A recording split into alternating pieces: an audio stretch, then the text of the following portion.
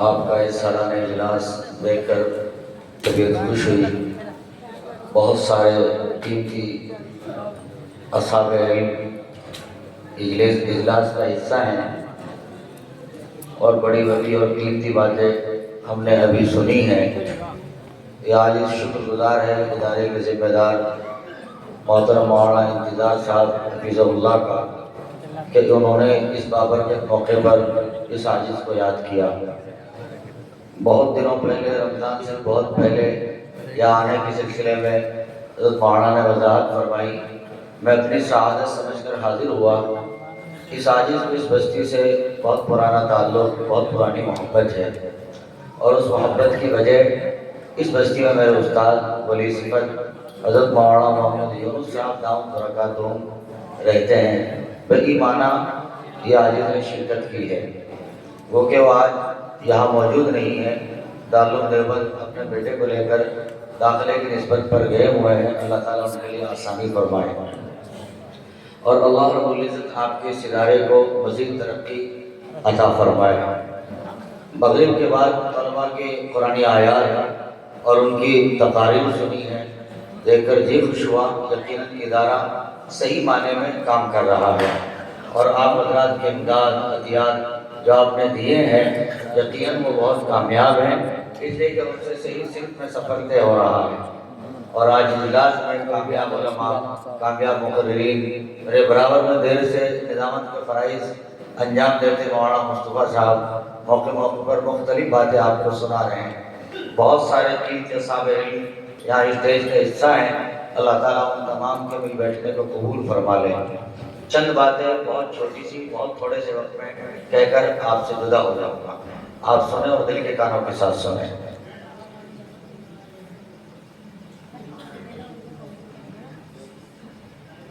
اعوذ باللہ من الشیطان الرجیم، بسم اللہ الرحمن الرحیم۔ یوم لا ينفع مال ولا بنون الا من اتى الله بقلب سلیم وازلفت الجنۃ للمتقین، صدق اللہ العظیم۔ اللہم صل علی سیدنا محمد وعلی آل سیدنا محمد وبارک وسلم۔ اللہم صل علی سیدنا محمد وعلی آل سیدنا محمد وبارک وسلم۔ اللہم صل علی سیدنا محمد وعلی آل سیدنا محمد وبارک وسلم۔ پیارے دوستو، دو چیزیں ہیں، ایک ہے مال اور ایک ہے اعمال۔ دونوں لفظ دیکھنے میں برابر جیسے ہیں، ظاہر میں دونوں لفظوں میں بہت بڑا فرق محسوس نہیں ہوتا ہے، مال اور اعمال۔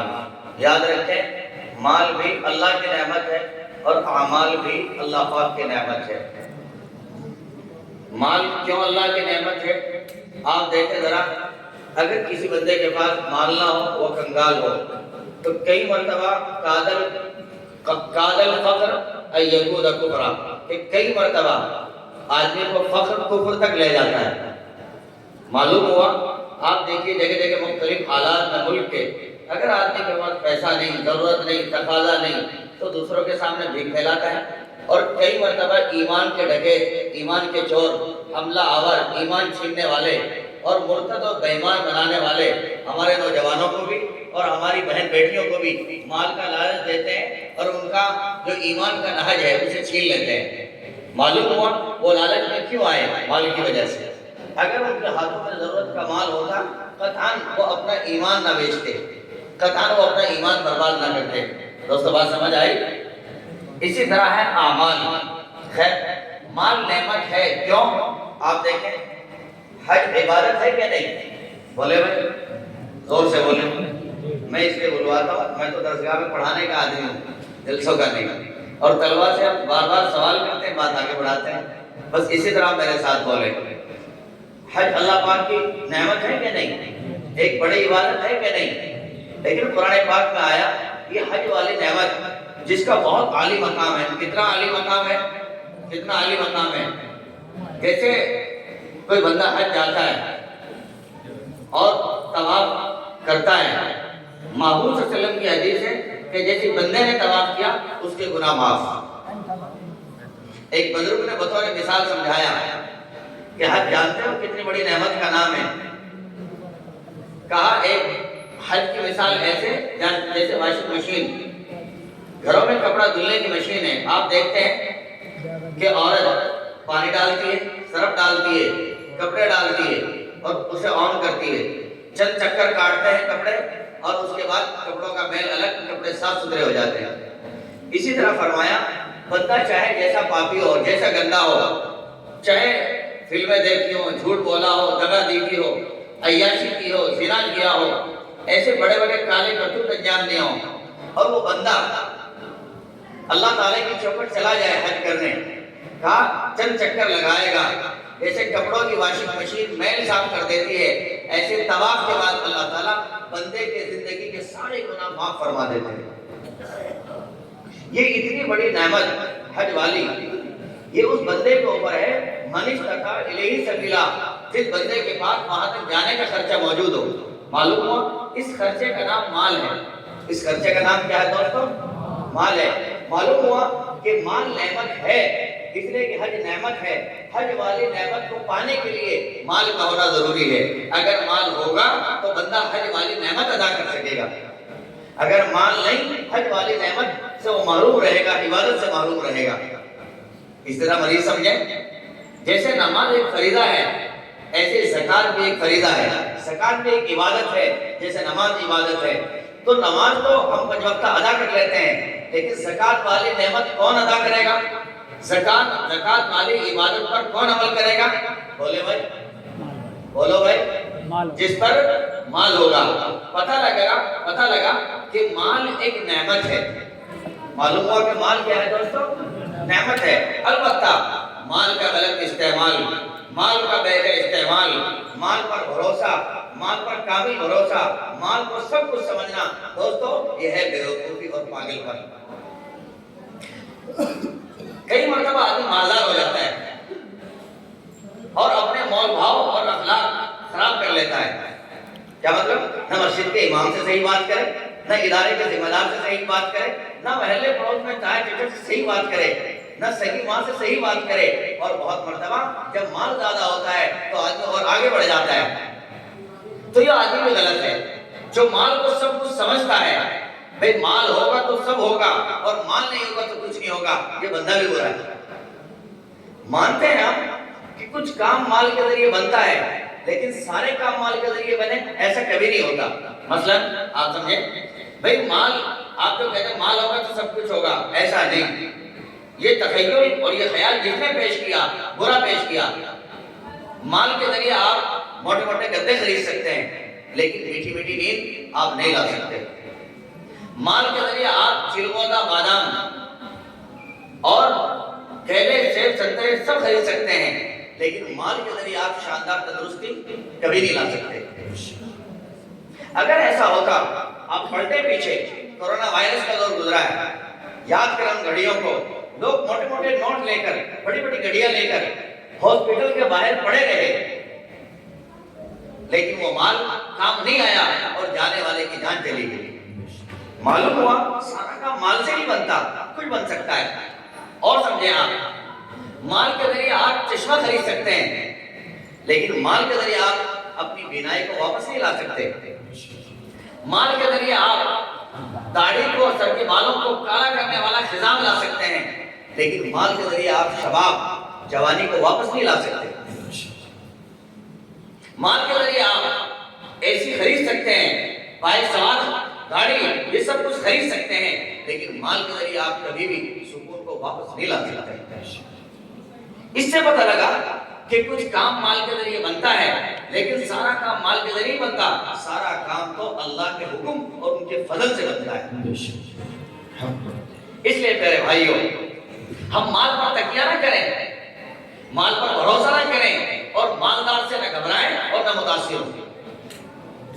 مال ایک نعمت ہے، اگر وہ بندہ مال کو نعمت سمجھتا ہے اور راہ حق و عبادت میں استعمال کرتا ہے، یہ بندہ کا آج کل مالدار لوگ ہیں، مالدار نہیں، چوکی دار، معاف کرنا، چوکی کرتے ہیں، صرف حفاظت کرتے ہیں، بھائی نہ سگا کھاتے، نہ اچھا پہنتے، نہ بے بچوں کو ان کے راحت اور آرام کی چیز میں دیتے، مال کو جمع کرتے رہتے ہیں، بینک بیلنس بناتے ہیں، تو ان کی چوکے داری کرتے ہیں، اور کئی مرتبہ جب بچوں کو نہیں دیتا، ضرورت میں خرچ نہیں کرتا، اور بوڑھا مر جاتا ہے، اولاد بعد انتظار کرتی ہے، پھر یہی بچے اسے نشے کے نام پر، گناہ کے نام پر، عشق و عیاشی کے نام پر، زنا کے نام پر، محلے پڑوس میں ناجائز تعلقات بنانے کے نام پر اس سارے مال کو لٹا دیتے ہیں اور بہا دیتے ہیں۔ اللہ حفاظت فرمائے۔ آمین۔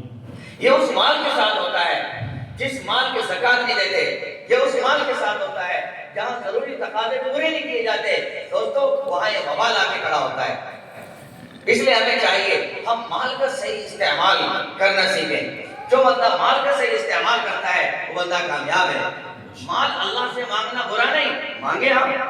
مال اگر برا ہوتا تو نبی کریم صلی اللہ علیہ وسلم کی تعلیمات میں مال کی دعا ہے وہ نہ نقل۔ مثلا آپ نمازیں پڑھتے ہیں 5 وقت، آپ دیکھیں 5 وقت آپ نماز پڑھتے ہیں اور تشہد میں جب آپ بیٹھتے ہیں سلام کے قریب آتے ہیں تو ایک دعا پڑھی جاتی ہے، ربنا آتنا فی الدنیا حسنہ وفی الآخرۃ، بولو بھائی، حسنہ۔ تو یہ کیا ہے دعا؟ اس دعا میں سکھایا گیا ربنا آتنا فی الدنیا حسنہ، پیارے اللہ ہمیں دنیا شاندار عطا فرما۔ یہ دنیا کیا ہے؟ یہ دنیا میں تو مال ہے۔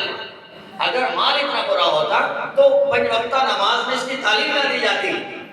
لیکن یاد رکھیں مال کی ایک مقدار جو آدمی کے کام لگے مطلوب و محمود ہے، اگر اس سے آگے بڑھ جائے دل میں گھر کر لے تو دوستو پھر بہت بری ہے۔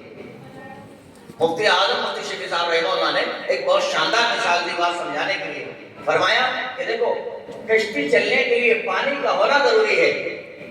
اگر آپ یہ چاہتے ہیں کہ ہم اپنی برابر کی ندی میں کشتی چلائیں تو اگر پانی ہوگا کشتی چلے گی، لیکن اگر پانی نہ ہو تو کشتی چلنے والی نہیں۔ لیکن اور آگے بڑھیں، اگر پانی ہے اور پانی پر کشتی تیرتی ہے لیکن پانی اتنا زیادہ ہے کہ آپ کی کشتی میں داخل ہو رہا، آپ کہیں ایمانداری سے اب کشتی چلے گی یا ڈوبے گی؟ بس اسی طرح سمجھیں، اگر مال ضرورت کے بقدر ہے اور آدمی صحیح راہوں میں استعمال کرتا ہے تو دیکھو اگر پانی نہیں کشتی چلتی نہیں، اگر مال نہیں تو دنیا کا کام چلنا، گھر کا ساز و سامان چلنا، بھی بچوں کا سنبھلنا، اولاد کی تربیت کرنا، اولاد کو کسی اسکول اور کالج میں پڑھانا انتہائی مشکل اور بھاری ہو جائے گا۔ لیکن یہی مال جیسے پانی کشتی کے اندر داخل ہوا، کشتی ڈوب گئی، اگر یہی مال بندے کے دل میں آ گیا، جیب سے نکل کر بندے کے دل میں مال کی محبت آ گئی تو یاد رکھیں یہی مال بندے کو ڈبو دے گا۔ پتہ نہیں بات سمجھ آئے گی کہ نہیں آئی؟ سمجھ آئی نا؟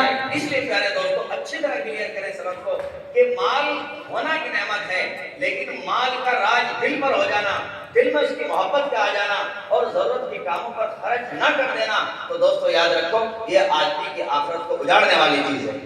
اب نوجوان طبقہ اس بات کو سمجھے کہ ہمیں اللہ تعالیٰ کی نعمت سمجھ کر مال کمانا بھی ہے انشاءاللہ تعالیٰ، اور پھر اس مال کو اعمال میں کنورٹ کرنا ہے۔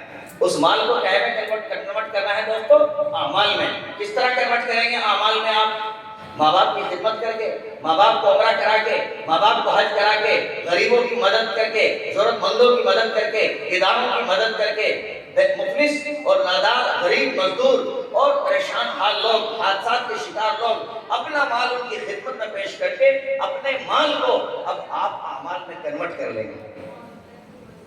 اس لیے پیارے دوستو ایک ہے مال، ایک ہے اعمال۔ ہم اپنے مال کو اعمال میں کیسے بدلیں اس کی فکر کریں اور اللہ تعالیٰ سے مانگیں پیارے اللہ ہمارے مال کو اعمال میں تبدیل فرما دے۔ جب بندہ مانگتا ہے اللہ تعالیٰ عطا کرتے ہیں اور بندے کی زندگی بدل دیتے ہیں۔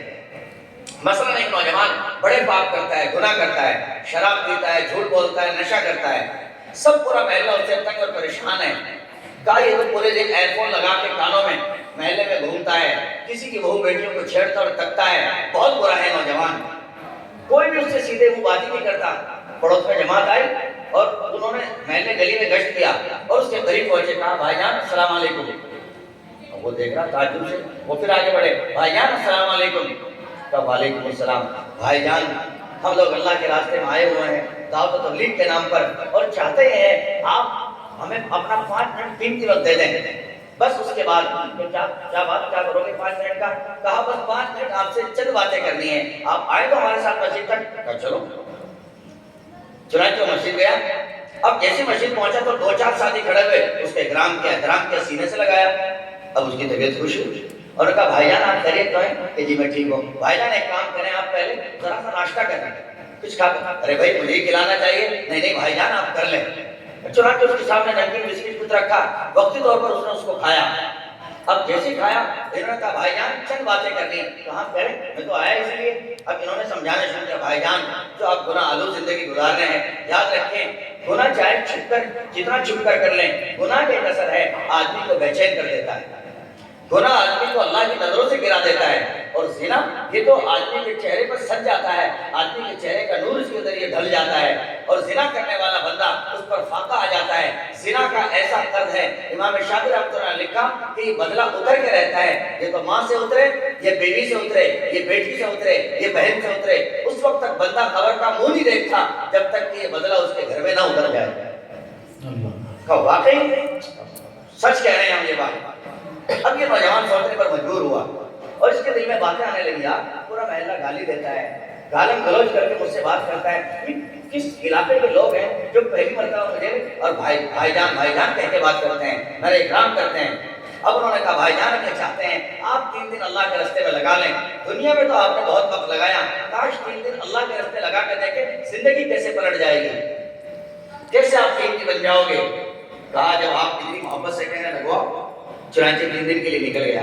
اب وہاں جانے کے بعد تعلیم کے حلقوں میں بیٹھا اور وہاں اس نے فضائل حج, فضائل صدقات وغیرہ سنے, اور وہاں اس کے سمجھ میں آیا اگر کوئی بندہ حج کرے, محبوب صلی اللہ علیہ وسلم کی حدیث ہے کہ حج کرنے والا بندہ جب حج کرتا ہے تو حج سے پہلے کے جو گناہ ہیں اللہ تعالیٰ وہ معاف فرما دیتے ہیں, اور وہ بندہ جب حج سے واپس آتا ہے رجعت یوم ولدتہ امہ, اس طرح حج سے واپس لوٹتا ہے جیسے اس کی ماں نے اسے آج ہی جنا ہو. سارے پاپ اور گناہ اس کے صاف ہو جاتے ہیں.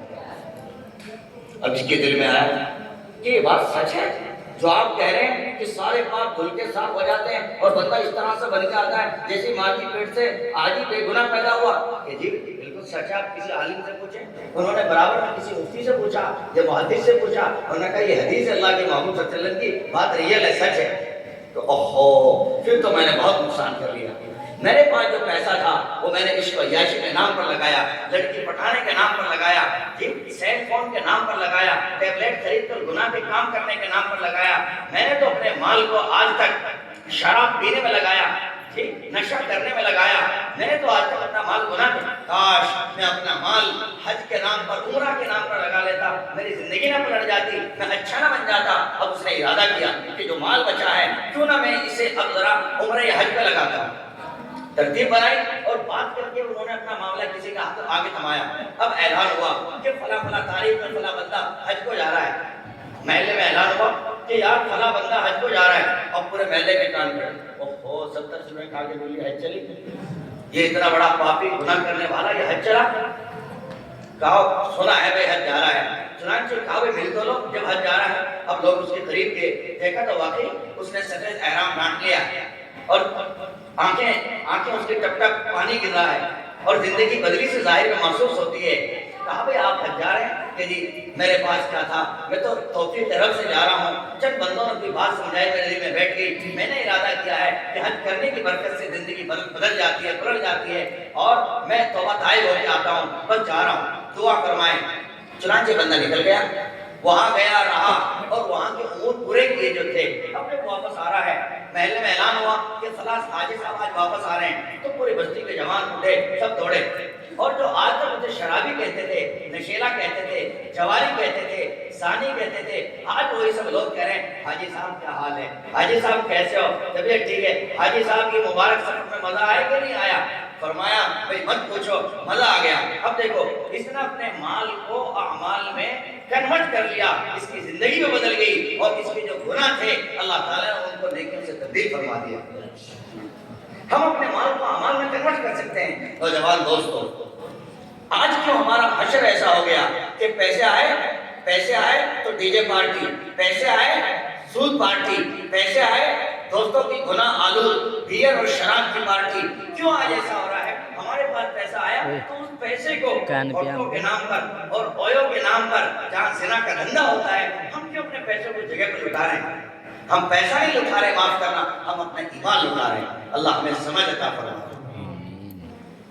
آج نوجوان ماں باپ کی خدمت کرنے تیار نہیں ہے, غریب کی مدد کرنے تیار نہیں ہے, لیکن اسی پیسے کے ذریعے لاکھ لاکھ کا فون لاتا ہے, اسی پیسے کے ذریعے 1.5-2 لاکھ کا فون لاتا ہے, اور اس فون میں کرتا کیا ہے, سوائے اس کے موویز دیکھتا ہے, فلمیں دیکھتا ہے, ننگی تصویریں دیکھتا ہے, گندی تصویریں دیکھتا ہے, اور پوری رات دیکھ کر تھک جاتا ہے, نیند نہیں آتی. صبح نہ کام کا ہے, نہ تعلیم کا ہے, نہ ماں باپ کے کام کا ہے, اور نہ سگی بیوی کے کام کا ہے. بہت دکھ ہوتا ہے جب برابر میں خوبصورت بیوی موجود اور پھول جیسے بچے موجود, لیکن یہ بندہ نہ بیوی سے پیار کرتا, نہ بچوں کو چومتا اور چاٹتا, صرف اگر کچھ کرتا ہے تو فلمیں دیکھتا ہے. کئی مرتبہ بچے بھی سوچتے ہوں گے کاش ہم بھی موبائل ہی ہوتے, کم از کم ابا ہاتھ تو لگا لیتے. میرے بھائیوں, ایسا عجیب و غریب وقت آیا, ہر آدمی فون میں بزی, مہمان آیا فون میں, ماں باپ بیٹھے فون میں. ارے بھائی, ماں باپ سامنے بیٹھے, محبوب صلی اللہ علیہ وسلم کی حدیث ہے ماں باپ کے چہرے کو دیکھنا مقبول حج و عمرے سے زیادہ بڑا ہوا ہے. لیکن نہیں, سگی بیوی سے محبت کی باتیں کرنا جو فون میں دیکھ رہے ہیں وہ تو یہاں لائیو موجود ہے, وہ آپ یہاں بھی کر سکتے ہیں سب امور. لیکن نہیں, شیطان نے ایسا الجھایا کہ گناہ کو نظروں میں مزین کر دیا اور فلموں میں لگا دیا, اور بندہ اس میں دیکھ رہا ہے اور اپنے رب کو ناراض کر رہا ہے. نہیں معلوم کئی مرتبہ گناہ کر کے ایئر فون کانوں میں لگا کے سو جاتا ہے, اور رات کی گھڑی میں اٹیک پڑتا ہے اور دنیا چھوڑ دیتا ہے. صبح کو ماں باپ گھر میں داخل ہوتے ہیں, دروازہ توڑتے ہیں, پتہ لگتا ہے فلم چل رہی ہے, ایئر فون کانوں میں لگا ہوا ہے, اور یہ بندہ انتقال کر گیا ہے. کہہ رہے دوستو, یہ زندگی کیا اچھی ہے؟ بولے بھائی بری ہے نا. ہم بدلے زندگی کو, اور زندگی کی ایک نئی شروعات کریں, نئی پہل کریں, اور ارادے کریں کہ انشاءاللہ اس زمین پر اللہ تعالیٰ کا نیک بندہ, مثالی بندہ بن کر جئیں گے انشاءاللہ تعالیٰ, اور اللہ سے مال مانگیں گے اور اس مال کو نیک اعمال میں خرچ کریں گے انشاءاللہ تعالیٰ. آخری بات, ترک کا ایک صدر گزرا ہے, سلطان محمود, بڑا قیمتی آدمی تھا. اس کی عادت تھی عشاء کے بعد اپنے کپڑے بدل کر, بھیس بدل کر اپنے علاقے کا دورہ کرتا تھا. ایسا دور نہیں تھا ہورڈنگ کا, جیسا آپ جگہ جگہ آپ کو ہورڈنگ ملیں گے, تیل پمپ پہ جائیں ہورڈنگ, کسی شہر میں انٹر ہو تو ہورڈنگ, ہر جگہ پر بڑے بڑے اشتہار اور ہورڈنگ ملیں گے. کون دیش کا مالک ہے وہ سب پتا ہے, سب کو پتا ہے, پیدا ہوتے بچے کو پتا لگ جاتا ہے کہ کون ہے. وہ ایسا دور نہیں تھا, خاموشی کا دور تھا, چپ چپالے آدمی رہتا تھا. عشاء کے بعد بھیس بدل کے نکلے, میری رعایا کا کیا حال ہے, روٹی ملے کہ نہیں ملی, کھانا کھایا کہ نہیں کھایا, کوئی تندرستی کے عالم میں تو نہیں ہے. چنانچہ وہ سفر کر رہے تھے, انہوں نے دیکھا کہ روڈ کے کنارے ایک صاحب لیٹے ہوئے ہیں. وہ یہ سمجھے کہ شاید وقتی طور پر نیند آ گئی, مزدور ہوں گے, تھک گئے ہوں گے, تھک ہار کے لیٹ گئے. وہ قریب گئے, ان کو جگانا چاہا, وہ اٹھے نہیں. چنانچہ بہت ہلایا تو نہیں اٹھے. پھر کسی سے پوچھا یہ کون ہے, کیا ہوا ان کو؟ کہا ہم تو جانتے نہیں کون ہے, نیا آدمی ہے, مسافر ہے, کیا اٹھاؤ ان کو. جب اٹھایا گیا تو بھی نہیں اٹھے. پتہ لگا تحقیق سے کہ یہ اٹھ اس لیے نہیں رہا جان بوجھ کر, بلکہ اس کا انتقال ہو چکا ہے. انہوں نے پوچھا بھائی یہ ہے کہاں کا, اس کا لوکیشن کسی کو معلوم ہے؟ چوراہے پر یہ لاش تھی. دائیں بائیں پوچھا, کسی نے جواب نہیں دیا. وقت گزرا, ایک وقت کے بعد کوئی صاحب آئے کہ جی جی ہم انہیں جانتے ہیں. جب کہا کہ گلی نمبر 5 کا رہنے والا ہے. کہا پھر اٹھوائیں؟ کہا اٹھوائیں گے نہیں اس کو. کیوں؟ یہ تو شرابی ہے, نشہ کرتا ہے, اور نشے میں دھت رہتا تھا ہر گھڑی, بہت برا آدمی ہے, ہم اس کو ہاتھ لگا سکتے. خیر, سلطان محمود نیک آدمی تھا, 2-4 لوگوں کو اکٹھا کیا اور کہا اس کو اٹھواؤ, اس کے مقام تک لے جاؤ. چنانچہ اس کے مقام تک اٹھا کے اسے لے جایا گیا. رات کی گھڑیاں تھی. جیسے اسے گھر میں داخل کیا بچوں کو بلا کر, تو گھر کے اندر ایک چیخ و پکار بلند ہو گئی.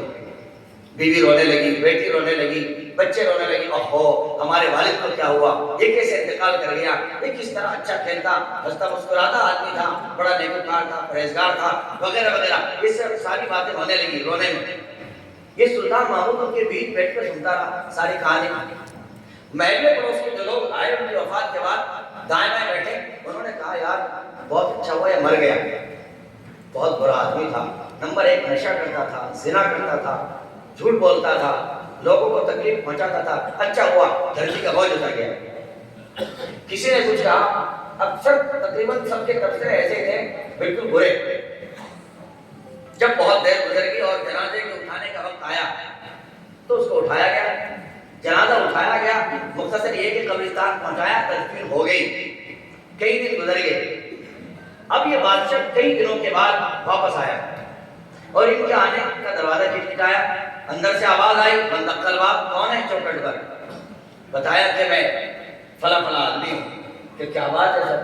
کہا جی وہ آپ کی والدہ سے بات کر رہی ہیں. کہ جی وہ ہمارے والد انتقال کر گئے, میری امی تو عدت میں بیٹھی ہوئی ہے, ان سے تو آپ کی بات نہیں ہو سکتی. فرمایا بیٹا میں مسلمان ہوں, مومن ہوں اور مسائل سمجھتا ہوں, آپ کی والدہ سے میں پردے کے پیچھے سے ضرورت کی بات کر سکتا ہوں, اس کی فقہ میں گنجائش ہے. کہا ہم سے ہی کر لیں؟ کہا نہیں, تمہاری والدہ سے کرنی ہے بیٹا. کہا تو ٹھیک ہے, انتظام کرتے ہیں. انہوں نے انتظام کیا اور کہا والدہ کوئی صاحب آئے, بات کرنا چاہتے ہیں ضرورت کی. کہا بیٹا کرائیں. الیک سے ایک ہوا, کہا بھی ایک بات پوچھنی تھی. کہا پوچھیں. کہا آپ کے شوہر سے جو 3 روز پہلے انتقال ہوا. کہ جی جی. کہا میں اس جنازے میں شریک تھا, میں باہر لوگوں سے سن رہا تھا, یہ بہت برا آدمی تھا, شراب پیتا تھا, شراب خریدتا تھا اور زنا کے کام کرتا تھا, زنا کے اڈوں پہ جاتا تھا. اور آپ کی آوازیں میں نے سنی, آپ روتے ہوئے کہہ رہی تھی یہ بڑا نیکوکار تھا, تہجد گزار تھا, وقت کا ولی تھا, راتوں کو روتا تھا اور اللہ اللہ کرتا تھا. بات آپ کی مانو یا لوگوں کی مانو؟ انہوں نے کہا صاحب بات تو اس کی ماننا جس سے تمہارا دل بھرے, لیکن میں ایک بات کہتی ہوں, میں ان کی بیوی ہوں, ان کی رازدار ہوں. بیوی سے زیادہ قریب کون ہو سکتا ہے اور کون اپنے میاں اور شوہر کو سمجھ سکتا ہے؟ کئی مرتبہ آدمی لوگوں کی نظروں میں تو نیک ہوتا ہے, لیکن سچ اور جھوٹ وہ بیوی جانتی ہے, اس کے نزدیک رہتا ہے. چنانچہ انہوں نے کہا کہ دیکھو یہ آپ سے جو کسی نے کہا کہ وہ شراب پیتا تھا, کہا نہیں پیتا ہی نہیں تھا. لوگوں نے تو یہ بھی کہا ہم نے اسے شراب کھانے پر دیکھا, اس کے ہاتھ میں جام دیکھا, اس کے تھیلے میں کئی بوتلیں دیکھی. ایسے لوگ بھی گواہ کے طور پر ملے اور ایسے ہی ملے کہ رنڈی بازار میں جاتا تھا کہ انہوں نے اس کو گناہ کے ٹھکانے پر دیکھا, کہو کہ آج کی زبان میں انہوں نے اس کو اویو پر دیکھا. کہا آپ کی مانے ان کی مانے؟ کہا پھر وہی بات, میری بات سن لیں آپ, پھر جس کا دل مانے, جس کی جو آپ کی طبیعت مانے وہ ماننا. کہا سناؤ. کہ دیکھو میرا شوہر حلال کماتا تھا, 2 پیسے جمع کرتا تھا, اس کی ترتیب اس نے بنا رکھی تھی. کہا وہ کیسے؟ کہا وہ ایسے, ایک رقم تو رکھتا تھا غریبوں کے لیے, بات سمجھ میں آ رہی ہے؟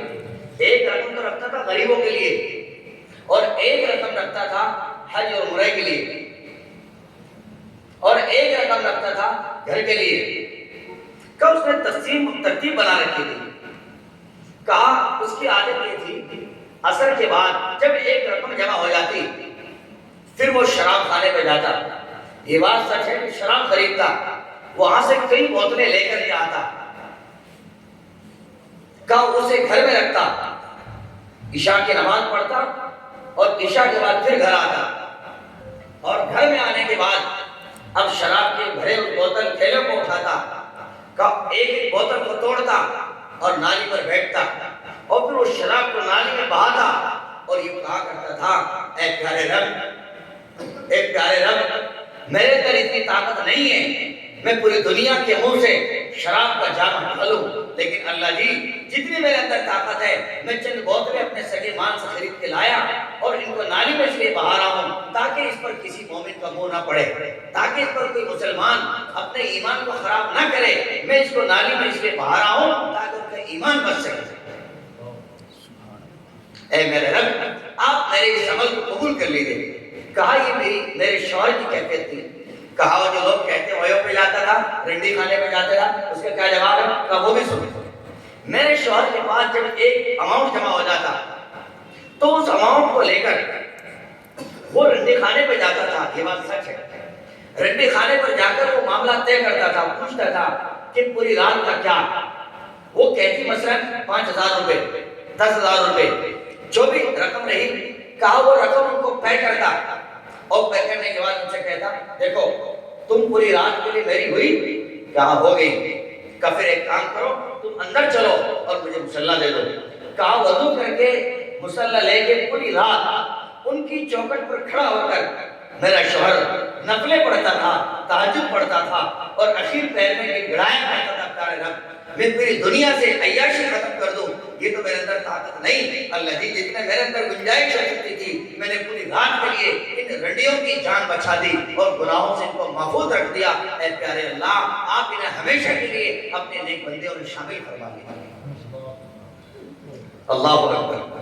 پیارے دوستو، اسی اپنے سیبان کو لوگ نیک اعمال میں کیسے گڑبڑ کرتے تھے تو ایسی مثالیں بھی موجود ہیں۔ اور آج کل ہمارا نوجوان پھر گناہ کے نام پر، عشق و عیاشی کے نام پر، اللہ تعالیٰ کی ناراضگی کے نام پر اسے لٹاتا ہے، لگاتا ہے، کسی کے کام نہیں آتا۔ میرے بھائیوں، ہم کسی کے کام آنا سیکھیں، کسی بیمار آدمی کے کام آنا سیکھیں، کسی ضرورت مند کو سہارا دینا سیکھیں، کسی ادارے اور مدرسے کو فروغ دینا سیکھیں۔ پڑوس میں کوئی بندہ ضرورت مند ہے، خواہ مسلمان ہو یہ کہ غیر مسلم ہو، ہم اس کے ساتھ اخلاق بانٹیں، اخلاق کا درد بانٹیں، ان کی خدمت کریں، مدد کریں، تعاون کریں اور اپنی ذات سے یہ پہل اور آغاز کریں۔ دوستو یہ ہے سچی زندگی۔ قرآن پاک نے مجھے اور آپ کو تعلیم دی ہے، ہم اور آپ اپنی زندگی کے نقشے پڑھیں اور بدلیں اور زندگی کو اچھا بنانے کی کوشش کریں۔ میں امید کرتا ہوں کہ انشاءاللہ تعالیٰ آج کی یہ گفتگو آپ کے لیے رہنما ثابت ہوگی اور سبب بنے گی، اور جتنے نوجوان بڑے یہاں بیٹھے ہوئے ہیں وہ ایک نیت اور ارادہ کریں گے کہ انشاءاللہ تعالیٰ ہم اپنی زندگی کو صحیح سمت پر گزاریں گے انشاءاللہ۔ اللہ تعالیٰ اس مل بیٹھنے کو قبول فرما لے، ہونے والے اجلاس کو قبول فرما لے۔